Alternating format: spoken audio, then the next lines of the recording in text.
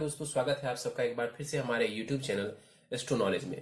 दोस्तों, आज की इस वीडियो में हम एक 29 वर्ष युवक की कुंडली का विश्लेषण करने जा रहे हैं, जिनके रिलेटिव ने मुझे इनके बर्थ डिटेल्स शेयर किए हैं एस्ट्रोलॉजी के माध्यम से। ये इनके जीवन से जुड़े हुए कुछ प्रश्नों के उत्तर जानना चाहते हैं, तो निश्चित ही आज इस वीडियो में मैं इनके द्वारा पूछे गए प्रश्नों का उत्तर दूंगा और साथ ही साथ इनकी कुंडली का पूर्ण विश्लेषण भी करूंगा।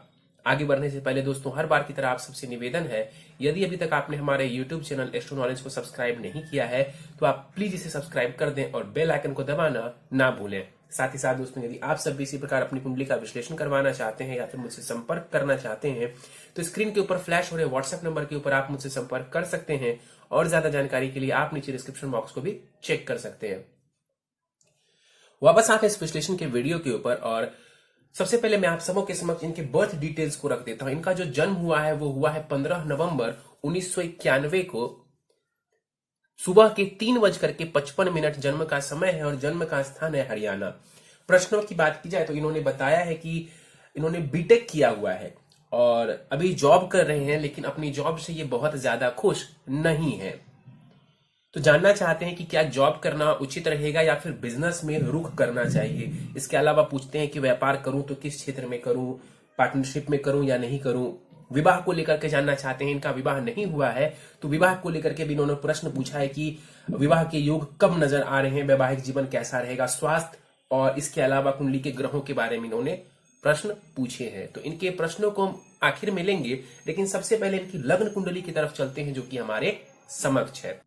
इनकी लग्न कुंडली प्रारंभ होती है यहाँ पर 6 नंबर से, यानी कि कन्या लग्न की कुंडली बन जाती है और चंद्रमा देव देखें तो कुंभ राशि में जाकर के विराजमान है, यानी जातक की कुंडली बनती है कन्या लग्न एवं कुंभ राशि की।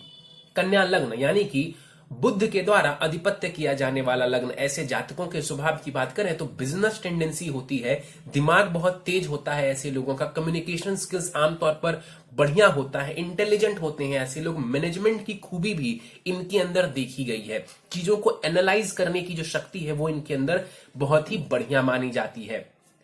लग्न का मान देखें तो लग्न का मान 20 डिग्री का है, यानी लग्न के पास अच्छा बलाबल माना जाएगा। लग्नेश की बात करें, लग्नेश उठ करके पराक्रम भाव में जाकर के बैठे हुए हैं बुध, तो यहां पर बुध का पराक्रम भाव में बैठना इस बात को दर्शाता है कि निश्चित रूप में ये बुध जो है आपको मेहनती बनाएंगे और मेहनत के बाद ये बुध भी आपको सफलता देने वाला होगा। लग्न की तरफ हम वापस आए तो यहां पर शुक्र विराजमान है 12 डिग्री के साथ। अब शुक्र जो है वो कन्या राशि में नीच के हो जाते हैं, तो यहां पर शुक्र का नीच का होना बहुत बढ़िया नहीं माना जाएगा। इस कुंडली में शुक्र को देखें तो वो भाग्येश है और धनेश है। भाग्येश नीच का है और धनेश भी नीच का है। कहीं ना कहीं यहां पर शुक्र का नीच का होना आपके भाग्य और धन संपत्ति के लिए बढ़िया हम इसको नहीं कह सकते हैं। शुक्र यहां पर नीच के हो रहे हैं लग्न में, तो कहीं ना कहीं ये आपकी पर्सनालिटी में भी वो बात नहीं लाने देंगे जो कि आपको चाहिए, यानी कि आपकी पर्सनालिटी जैसी होनी चाहिए वैसी ये नहीं होने देंगे। तो शुक्र को बेहतर करना आपके लिए जरूरी है। बलाबल बहुत अच्छा है शुक्र के पास, 12 डिग्री का बलाबल है, यानी कि युवावस्था के ये शुक्र है तो बल बढ़िया है। लेकिन ये शुक्र चूंकि नीच की राशि में बैठे हुए हैं, इस वजह से ये शुभ प्रभाव नहीं दे पाएंगे। तो ये आपके भाग्येश हैं, कारक ग्रह हैं इस कुंडली के, तो इस शुक्र को बेहतर करना आपको बहुत ज्यादा जरूरी है। शुक्र की दृष्टि पड़ेगी सप्तम भाव के ऊपर, शुक्र को बेहतर कर लेंगे तो पत्नी भी सुंदर मिलेंगी और पत्नी के साथ भी जो है आपका सामंजस्य बढ़िया रहेगा। अन्यथा जो है कहीं ना कहीं नीच का शुक्र आपके वैवाहिक जीवन के लिए बढ़िया नहीं माना जाएगा। आगे बढ़ते हैं, द्वितीय भाव को देखते हैं। यहां पर द्वितीय भाव को देखें तो मंगल और सूर्य युति बना करके विराजमान है। सूर्य मंगल की युति पराक्रम योग का निर्माण करती है। यहां पर मंगल अस्त के हैं और सूर्य नीच की राशि में बैठे हुए हैं। सूर्य की नीचता यहां पर जरूर भंग हो रही है क्योंकि शुक्र जो है वो लग्न में बैठा हुआ है। लेकिन ध्यान से एक बात समझें, सूर्य नीच की राशि में है शुक्र के घर में और शुक्र खुद भी नीच है। इस वजह से जो सूर्य का बल है वो बहुत कम हो जाएगा और वैसे भी ये सूर्य आप देखेंगे तो 28 डिग्री के साथ मृत अवस्था में है। तो आपका जो सूर्य है ना उसकी स्थिति भी बढ़िया नजर नहीं आ रही है। सूर्य पिता कारक होते हैं। सूर्य से हम जातक के कॉन्फिडेंस को भी देखते हैं, आत्मविश्वास को भी देखते हैं। तो यहां पर इन चीजों में भी आपको परेशानी देखने को मिलेगी। तो अपने कॉन्फिडेंस को लूज मत होने दें और सूर्य को भी थोड़ा बेहतर करना आपके लिए जरूरी है। नीचता भंग हो रही है, थोड़ा बेहतर कर लेंगे सूर्य को तो निश्चित रूप से ये सूर्य आपको बढ़िया लाभ दे जाएगा। इस कुंडली में सूर्य को समझें तो वो द्वादशेष है, 12वें भाव के स्वामी ग्रह है, द्वितीय भाव में जाकर के बैठे हुए। अपने धन का जो मैनेजमेंट है आपको सोच समझ के करना चाहिए। अपने धन को जो खर्च आप करेंगे तो सोच समझ के करना चाहिए, अन्यथा आपको थोड़ी परेशानी देखने को मिल सकती है। परिवार वालों के साथ अपने संबंधों का ध्यान रखेंगे, किसी को ऐसी बात नहीं कहेंगे जिससे सामने वाले का दिल टूट जाए, क्योंकि द्वितीय भाव में यहां पर मंगल सूर्य बैठे हुए हैं। इस वजह से आपकी वाणी थोड़ी खराब हो सकती है, आप सामने वाले को कड़वे वचन कह सकते हैं, जिस वजह से आपके रिश्तों में परेशानी देखने को मिल सकती है। तो इस बात का आपको ध्यान रखना है। मंगल को यहां पर देख लेते हैं। मंगल 26 डिग्री के साथ मृत अवस्था में बैठे हुए हैं। मंगल अस्त का है यहां पर, तो दृष्टि का जो प्रभाव है वो बहुत कम हो जाएगा। इस कुंडली में मंगल को देखें तो वो तृतीयेश है और वो अष्टमेश है, यानी कि मंगल मारक ग्रह है। इस कुंडली में मार्केश है मंगल, जाकर के द्वितीय भाव में बैठे हुए हैं। तो यहां पर बैठ करके मंगल कहीं ना कहीं वाणी से संबंधित परेशानी खड़ी कर सकते हैं, और परिवार वालों के साथ संबंधों का भी आपको ध्यान रखने की आवश्यकता है। सबसे इंपॉर्टेंट ये है कि आप शुक्र को ठीक कर लें, क्योंकि यदि आपने शुक्र को ठीक किया तो शुक्र तो बेहतर होगा ही, लेकिन साथ ही साथ मंगल और सूर्य ये शुक्र के घर में बैठे हुए हैं। इस वजह से इन दोनों की भी स्थिति पॉजिटिव हो जाएगी। दृष्टियों की बात करें तो सूर्य की दृष्टि पड़ेगी अष्टम भाव के ऊपर, लेकिन यहां पर मृत है सूर्य, तो कोई बहुत ज्यादा प्रभावशाली यहां पर नहीं है। सूर्य की दृष्टि पड़ रही है यहां पर, तो सूर्य की दशा में अपने धन का सोच समझ के आप खर्च करें धन को, नहीं तो आपको थोड़ा बहुत नुकसान देखने को मिल सकता है।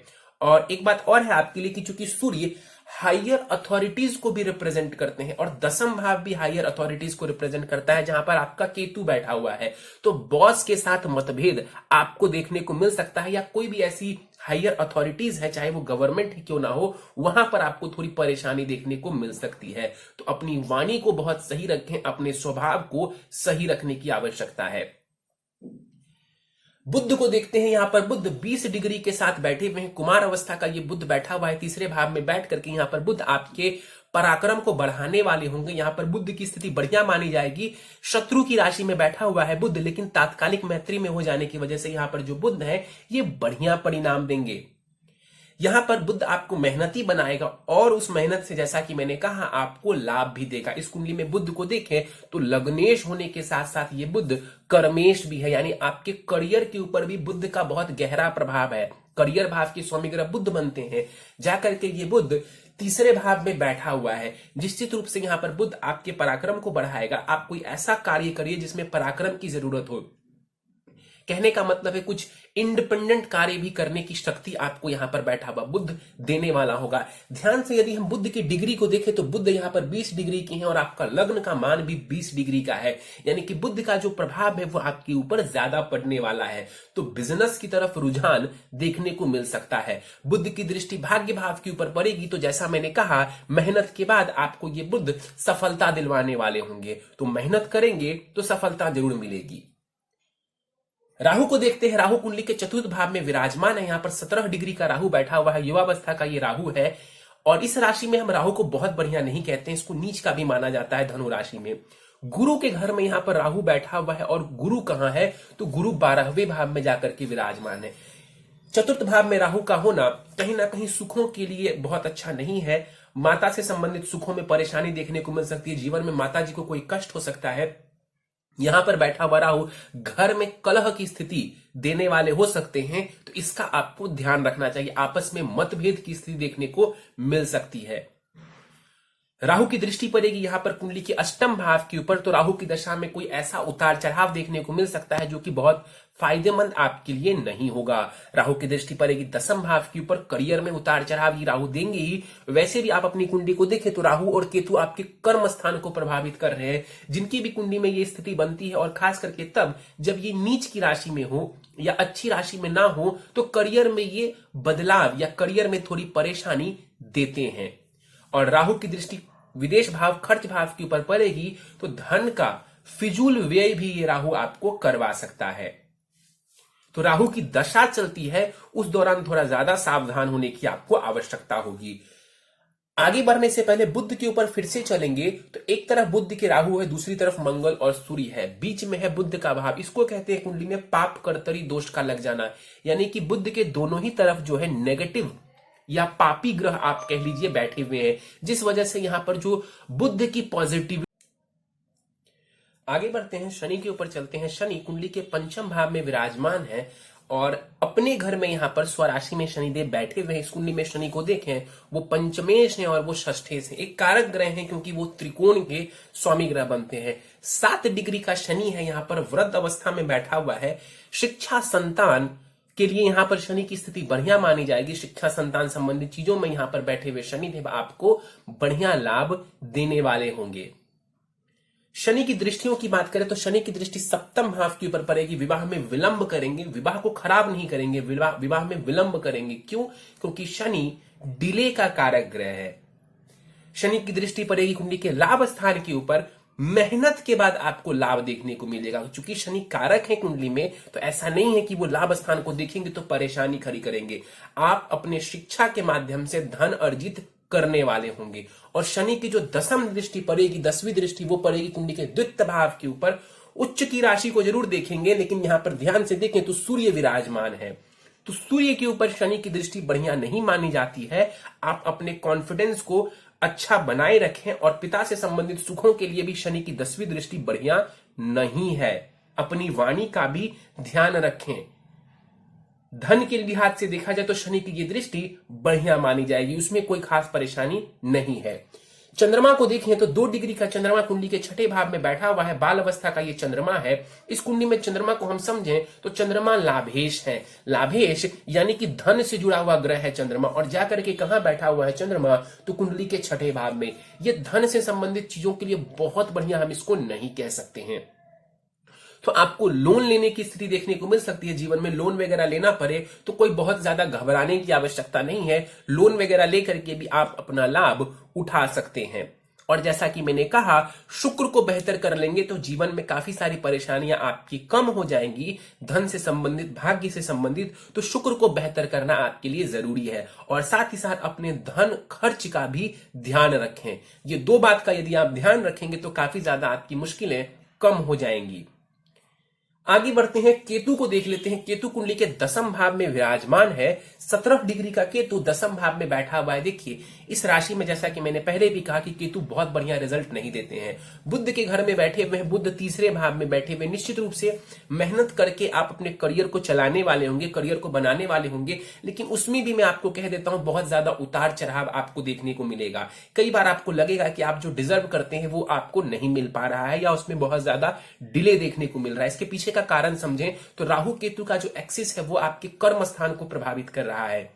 इस वजह से करियर में उतार चढ़ाव और परेशानी आपको देखने को मिल सकती है।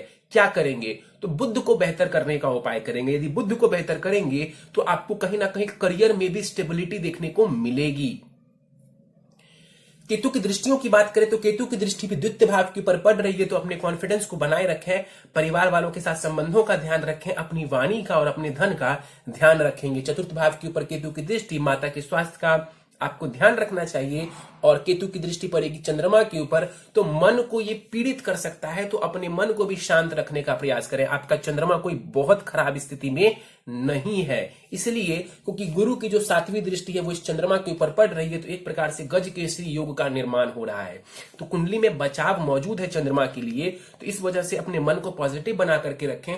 सूर्य को बेहतर करने, स्थिति बहुत हद तक आपके नियंत्रण में रहेगी। मन में बहुत ज्यादा नेगेटिव विचार आते हैं तो कुछ उपाय कर लेने से इसमें भी आपको लाभ देखने को मिल जाएगा। आगे बढ़ते हैं, गुरु को देखते हैं। गुरु कुंडली के 12वें भाव में बैठे हुए हैं। 12वें भाव में युवावस्था का ये गुरु विराजमान है। इस कुंडली में गुरु को समझे तो वो सुखेश है और वो सप्तमेश है, जाकर के वो 12वें भाव में बैठे हुए हैं। तो यहां पर बैठा हुआ गुरु आपको घर से दूर लेकर के जा सकता है, जन्म स्थान से आपको दूर लेकर के जा सकता है, और जन्म स्थान से दूर जाना आपके लिए बेहतर है। यदि आप विदेश भी जाना चाहते हैं उसमें भी कहीं कोई परेशानी नहीं है। यदि आपको ऑफर मिले, संभव हो, तो आप विदेश भी या जन्म स्थान से कहीं दूर जा सकते हैं, उसमें भी आपको ये गुरु लाभ करवाएंगे। गुरु यहां पर बैठ करके पुनः जो है कुंडली के चतुर्थ भाव के ऊपर दृष्टि डाल रहे हैं, तो राहु जनित जो परेशानी है ना उसको ये कम करने में लगे रहेंगे। जैसे राहु यहां पर माता को बहुत ज्यादा कष्ट देने वाला होगा तो गुरु उसमें थोड़ी कमी करेंगे। राहु यहां पर बैठ करके परिवार वालों के साथ बहुत ज्यादा संबंधों को खराब कर सकता है, कलह की स्थिति जीवन में दे सकता है, उसमें गुरु थोड़ी कमी करने वाले होंगे। गुरु की दशा चलती है तो प्रॉपर्टी संबंधित लाभ ये गुरु करवाने वाला होगा आपको। तो इस तरीके से गुरु कहीं ना कहीं अपने भाव को देखेगा, तो जो परेशानी यहां पर राहु देव दे रहे हैं उसमें कमी करने की कोशिश गुरु करेंगे। गुरु की दृष्टि, जैसा कि मैंने बताया, छठे भाव के ऊपर बढ़िया है। ये आपके चंद्रमा के लिए विशेष रूप से बढ़िया माना जाएगा। कहीं ना कहीं आपके ये मन को नियंत्रित करने वाला होगा। और गुरु की दृष्टि पड़ेगी कुंडली के अष्टम भाव के ऊपर, तो गुरु की दशा में जो है थोड़े उतार चढ़ाव देखने को मिल सकते हैं, लेकिन फिर भी गुरु की दृष्टि अष्टम भाव के ऊपर आपकी आयु के लिए बढ़िया मानी जाएगी। एक बात आपको और बता दूं कि अभी आप जो है, आपके ऊपर साढ़े साथी का भी प्रभाव चल रहा है। आप कुंभ राशि के जातक बनते हैं और कुंभ राशि वालों के ऊपर जो साढ़े साथी का पहला चरण है वो प्रारंभ हो चुका है। तो थोड़ा सा मानसिक फ्रस्ट्रेशन आपको देखने को मिल सकता है, लेकिन साढ़े साथी से आपको कोई खास चिंता या डरने वाली बात नहीं होनी चाहिए। दशाओं की बात करें तो गुरु की दशा फिलहाल आपको चल रही है 29 मार्च 2028 तक ये रहने वाली है। गुरु की दशा में शुक्र की अंतरदशा फिलहाल आपको चल रही है। फिलहाल आपको ये देखने को मिल सकता है कि धन का व्यय ज्यादा हो रहा है, भाग्य आपका सहयोग नहीं कर पा रहा है, जो आप डिजर्व करते हैं वो आपको नहीं मिल पा रहा है। इस तरह की परेशानी आपको देखने को मिल सकती है। तो कुछ उपाय कर लेंगे, ऐसा नहीं है कि हर ग्रह के लिए आपको उपाय करने हैं। 3-4 उपाय करके ही आप जीवन को काफी हद तक बेहतर कर सकते हैं। आने वाला जो समय है निश्चित रूप से वो आपको लाभ पहुंचाने वाला होगा, और लेकिन अभी आपको पेशेंस बना करके रखना है और साथ ही साथ जो है कुछ उपायों को जरूर कर लेना है। सीधे आपके प्रश्नों को लेते हैं। जानना चाहते हैं अच्छी नौकरी नहीं मिली है, सैलरी बहुत अच्छी नहीं है, करियर सही नहीं चल पा रहा। इसके पीछे का कारण बड़ा सरल है समझना। दसम भाव को देख लीजिए, यहां पर केतु देव विराजमान है और बुध जाकर के तीसरे भाव में बैठे हुए, मेहनत ज्यादा और फल कम आपको मिल रहा है। साफ है ये बात आपकी कुंडली को देख करके। इसके पीछे का कारण है राहु केतु का एक्सिस। मैंने इस बात को और ज्यादा समझने के लिए आपके दशमांश कुंडली को भी देखा, वहां पर भी कुछ इसी प्रकार की परिस्थिति देखने को मिल रही है। आगे बढ़े तो इन्होंने पूछा है बिजनेस या जॉब क्या करने के योग हैं। देखिए, आपकी कुंडली में दोनों ही चीजें साथ साथ करने के योग है। मैं कारण बता देता हूं। देखिए, लग्नेश आपके बुध बनते हैं, जाकर के तीसरे भाव में यहां पर बुध बैठे हुए हैं। अच्छी स्थिति में यहां पर बुध नजर आ रहा है, पराक्रम भाव में बैठा हुआ है। निश्चित रूप से आपका जो टेंडेंसी है, आपकी जो टेंडेंसी है, कहीं ना कहीं आपका जो मन है वो व्यापार की तरफ जाएगा। आपका जो मन है वो व्यापार की तरफ जाएगा और जाना भी चाहिए, इसमें कहीं कोई परेशानी नहीं है। लेकिन आपकी कुंडली में जहां व्यापार का योग बन रहा है वहीं पर एक बहुत ही स्ट्रांग योग जॉब का बन रहा है। क्यों कह रहा हूं? क्योंकि देखिए, द्वितीय भाव से लेकर के छठे भाव के बीच में कई सारे ग्रह आकर के बैठे हुए। जब हम जॉब या व्यापार को देखते हैं कुंडली में, तो एक और सूत्र लगाते हैं, बीच से कुंडली को बांट देते हैं और देखते हैं कि 1 से सप्तम भाव के बीच में कितने ग्रह आ रहे हैं और बाकी जो है सप्तम से लेकर के लग्न के बीच में कितने ग्रह आ रहे हैं। तो यदि इधर से इधर ज्यादा ग्रह आते हैं, यानी कि लग्न से सप्तम भाव के बीच में ज्यादा ग्रह आते हैं, तो ये जॉब वाली कुंडली मानी जाती है। तो एक तरफ मैंने आपको कहा कि जो बुध है वो आपको बिजनेस की तरफ रुझान दिलवाने वाला है। दूसरा मैं कह रहा हूं कि आपकी कुंडली में नौकरी करने का योग ज्यादा नजर आ रहा है। समाधान क्या है? समाधान ये है कि फिलहाल आप अपनी जॉब को कंटिन्यू रखें और साथ ही साथ जो है यदि संभव हो तो छोटे स्तर पर किसी व्यापार को शुरू करने का प्रयास करें। शनि और बुध से जुड़ा हुआ आप व्यापार करें। आपकी कुंडली इस प्रकार की नहीं है कि मैं आपको बिल्कुल कह दूं कि आप जॉब छोड़ दीजिए और आपको बहुत बढ़िया व्यापार में लाभ हो जाएगा।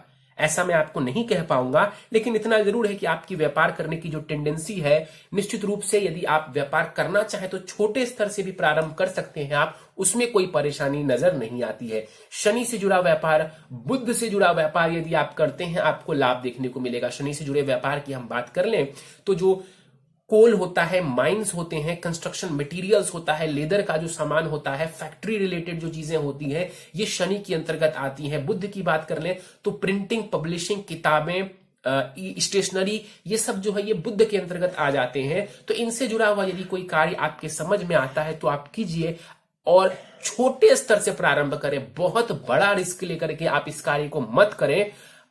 यदि आप छोटे स्तर से इसको प्रारंभ करेंगे, साइड से इसको प्रारंभ करेंगे, मुझे उम्मीद है कि आपको लाभ देखने को मिलेगा। बिजनेस अकेले करें या फिर पार्टनरशिप में करें, आपको बिजनेस जो है अकेले करने का प्रयास करना चाहिए। गुरु की स्थिति बहुत बढ़िया नहीं है पार्टनरशिप के लिए, इस वजह से मैं आपको सलाह नहीं दूंगा कि आपको पार्टनरशिप करना चाहिए। तो व्यापार अकेले शुरू करेंगे, बहुत बड़ा रिस्क लेकर के व्यापार शुरू करने की आवश्यकता नहीं है। विवाह के बारे में जानना चाहते हैं, विवाह के योग देखिए आपकी कुंडली में बने हुए हैं और शुक्र की अंतरदशा चल रही है। शुक्र आपके सप्तम भाव को प्रभावित भी कर रहे हैं। गुरु की महादशा में शुक्र की अंतरदशा अभी आपको करीब करीब 2 वर्षों तक रहने वाली है। इसी दौरान आपका विवाह हो जाएगा। पत्नी कैसी होंगी? पत्नी बढ़िया होंगी, इसमें कहीं कोई दो राय नहीं है, लेकिन कुंडली मिलान कर लेंगे क्योंकि शुक्र की स्थिति बहुत बढ़िया नजर नहीं आ रही है। शुक्र की नीचता भंग होती हुई भी नजर नहीं आ रही, इसलिए मैं आपको यही सलाह दूंगा कि आप कुंडली मिलान सही से कर लें ताकि आपको परेशानी देखने को ना मिले। आपका जो नवमांश चार्ट है वो विवाह के लिए ठीक ठाक नजर आ रहा है, कोई खास दिक्कत परेशानी वहां पर मुझे नजर नहीं आ रही, लेकिन कुंडली मिलान करना आपके लिए ज्यादा जरूरी है। इसके बाद इन्होंने पूछा है कि स्वास्थ्य मेरा ठीक नहीं रहता है, 2 वर्ष पूर्व एक्सीडेंट हुआ था और अभी भी उस दर्द से मैं परेशान रहता हूं। स्वास्थ्य की जब भी हम बात करते हैं तो लग्न को हम सबसे पहले देखते हैं। लग्न में नीच की राशि में शुक्रदेव विराजमान है और जो बुध है ये मंगल के घर में जाकर के बैठे हुए, तो चोट चपेट वाला योग यहां पर बन जाता है। और दूसरा यहां पर जो लग्न है ये थोड़ा पीड़ित हो रहे हैं। क्यों? क्योंकि नीच का ग्रह यहां आकर के बैठा हुआ है। तो बुध को थोड़ा ठीक कर लेंगे तो इस स्थिति में काफी ज्यादा लाभ देखने को आपको मिल जाएगा। कुंडली का सबसे मजबूत ग्रह ये जानना चाहते हैं। देखिए, कुंडली का सबसे ज्यादा मजबूत ग्रह की बात की जाए तो आपकी कुंडली में शनि की स्थिति मुझे बढ़िया नजर आ रही है। शनि कारक भी हैं और शनि जो है वो षडबल में भी द्वितीय नंबर पर है, यानी कि शनि के पास जो बलाबल है वो बढ़िया नजर आ रहा है। इसी वजह से मैंने आपको ये भी कहा कि शनि से जुड़ा हुआ यदि आप कार्य करते हैं तो आपको अच्छा लाभ देखने को मिल जाएगा। मानसिक अशांति रहती है। देखिए, बिल्कुल अभी 7.5 का भी प्रभाव चल रहा है। लग्न में जो है नीच के ग्रह बैठे हुए हैं, करियर आपका सही नहीं जा पा रहा है, घर में कलह की स्थिति है, सुखों में थोड़ी कमी है, तो निश्चित रूप से आपका जो मन है वो परेशान रहेगा। तो ज्यादा आपको टेंशन लेने की आवश्यकता नहीं है। प्रभु की शरण में जाएं, ईश्वर की शरण में जाएं, आपको लाभ देखने को मिलेगा। बाकी आप जो मेहनत कर रहे हैं वैसे मेहनत करते रहें, और ज्यादा मेहनत कर सकते हैं तो और भी ज्यादा मेहनत करें। साथ ही साथ ईश्वर की आराधना करेंगे, आपको बढ़िया लाभ देखने को मिल जाएगा।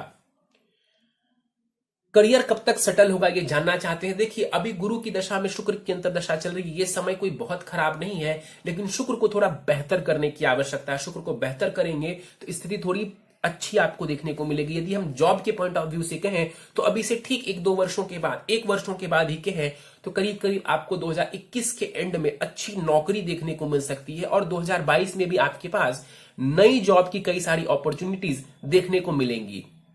तो अभी आपको कोई बहुत ज्यादा निराश होने की जरूरत नहीं है। उपाय करना आपके लिए बहुत ज्यादा जरूरी है। उपाय करेंगे तो यहां पर जो ग्रहों की नेगेटिविटी है उसमें कमी देखने को मिलेगी और जीवन में आपको लाभ देखने को मिलेगा। उपाय पर जाने से पहले आपकी नवमांश कुंडली को देख लेते हैं। नवमांश कुंडली आपकी 4 नंबर से प्रारंभ होती है और वहां पर देखा जाए तो ज्यादातर ग्रहों की स्थिति ठीक नजर आ रही है, लेकिन गुरु जिसकी दशा आपको चल रही है वो राहु के साथ जाकर के बैठे हुए हैं। गुरु राहु के साथ जाकर के बैठे हुए और गुरु राहु की युति अच्छी नहीं मानी जाती है। इस वजह से इस दशा का जो बहुत बढ़िया लाभ है वो आपको देखने को फिलहाल नहीं मिल पा रहा है। और गुरु इस कुंडली में देखें तो वो सप्तमेश बनते हैं। इसी वजह से मैंने आपको कहा कि कुंडली मिलान करके विवाह करेंगे, नहीं तो मतभेद की स्थिति देखने को आपस में मिल सकती है। तो कुंडली मिलान आपके लिए जरूरी है। बाकी ग्रहों की स्थिति नवमांश कुंडली में ठीक नजर आ रही है, कोई बहुत ज्यादा खराब स्थिति नहीं है। शुक्र की स्थिति बेहतर हो रही है, बुध की स्थिति भी बेहतर नजर आ रही है, चंद्रमा वगैरह की भी स्थिति वहां पर अच्छी है। चलिए हम उपाय के ऊपर चलते हैं, जिन उपायों से आपको बहुत ज्यादा लाभ देखने को मिल जाएगा। प्रथम उपाय है आपके लिए, हर गुरुवार विष्णु सहस्त्र नाम का पाठ करेंगे।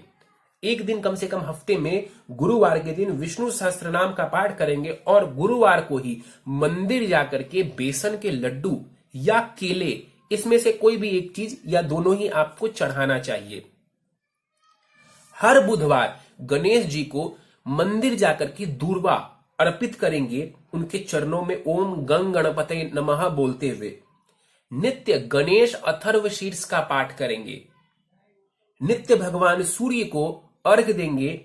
और आखिरी उपाय है आपके लिए, नित्य ओम शुम शुक्राय नमः इस मंत्र का 108 बार जाप करेंगे। तो ये 4 उपाय करीब करीब मैं आपको दे रहा हूं। इन 4 उपायों को यदि आप कंटिन्यूअस करते हैं तो आपको कुछ ही समय में अच्छा लाभ देखने को मिल जाएगा। चलिए, दोस्तों ये था इस 29 वर्ष युवक की कुंडली का विश्लेषण। मुझे उम्मीद है कि आपको हमारा यह कुंडली विश्लेषण का वीडियो पसंद आया होगा। यदि वीडियो पसंद आया तो आप इसे लाइक करें, शेयर करें। अभी तक आपने हमारा YouTube channel astro knowledge subscribe नहीं किया है तो आप प्लीज से सब्सक्राइब कर दें और बेल आइकन को दबाना ना भूलें। साथ ही साथ दोस्तों यदि आप सभी इसी प्रकार अपनी कुंडली का विश्लेषण करवाना चाहते हैं या फिर मुझसे संपर्क करना चाहते हैं तो स्क्रीन के ऊपर फ्लैश हो रहे व्हाट्सएप नंबर के ऊपर आप मुझसे संपर्क कर सकते हैं और ज्यादा जानकारी के लिए आप नीचे डिस्क्रिप्शन बॉक्स को भी चेक कर सकते हैं। इस वीडियो में फिलहाल इतना ही दोस्तों, आप सभी का बहुत बहुत धन्यवाद।